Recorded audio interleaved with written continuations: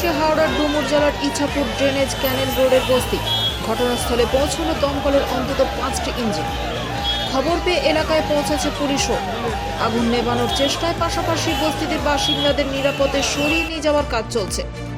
ঘটনায় ব্যাপক চাঞ্চল্য ছড়িয়েছে এলাকায়। ঘটনাস্থলে গেছেন দমকল মন্ত্রী সুজিত বসু।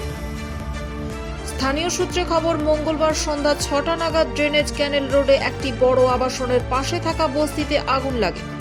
মুহূর্তের মধ্যে ছড়িয়ে পড়ে সেই আগুন। গোটা বস্তিটাই আগুনে গ্রাসে চলে যায়। দাউ দাউ করে জ্বলতে থাকে বস্তির 70 থেকে 80টি বাড়ি। আগুন দেখে আগে বস্তিবাসীরা বাইরে বেরিয়ে এসেছিল। তারা আগুন নেভানোর চেষ্টা করলেও সফল হয়নি। খবর পেয়ে তড়িঘড়ি ঘটনাস্থলে আসে দমকল, পাশাপাশি বিপর্যয় মোকাবিলা বাহিনীও আসে। পুলিশ এসে উদ্ধার কাজ শুরু করেছে। ইতিমধ্যে বস্তিবাসীদের নিরাপদ আশ্রয়ে সরিয়ে নিয়ে যাওয়া হয়েছে বলে খবর। অন্যদিকে নিরাপত্তার খাতিরে ড্রেনেজ ক্যানেল রোডে কয়েকটি রাস্তা বন্ধ করে দেওয়া হয়েছে। পুলিশ জানাচ্ছে আগুন নেভানোর কাজ চলছে। ঘটনায় হতাহতের কোনো খবর নেই। অন্যদিকে আগুন যত ছড়িয়েছে ততই ক্ষতির বহর বেরিয়েছে। একের পর এক রান্নার গ্যাস সিলিন্ডার বিস্ফোরণের শব্দ পাওয়া গিয়েছে। আগুন লাগার কারণ এখনো জানা যায়নি, তবে প্রাথমিকভাবে মনে করা হচ্ছে শর্ট সার্কিট থেকে এই অগ্নিকাণ্ড।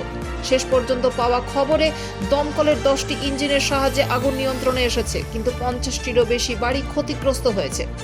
চোখের সামনে বাড়ি পুড়ে যেতে দেখে কান্নায় ভেঙে পড়েন বাসিন্দারা। মন্ত্রী সুজিত বসু অবশ্য সব রকম সাহায্যের প্রতিশ্রুতি দিয়েছেন।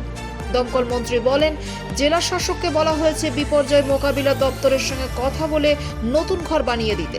প্রশাসন সূত্রে জানা গিয়েছে, বস্তিবাসীদের আপাতত একটি কলেজে থাকা খাওয়ার ব্যবস্থা করা হচ্ছে।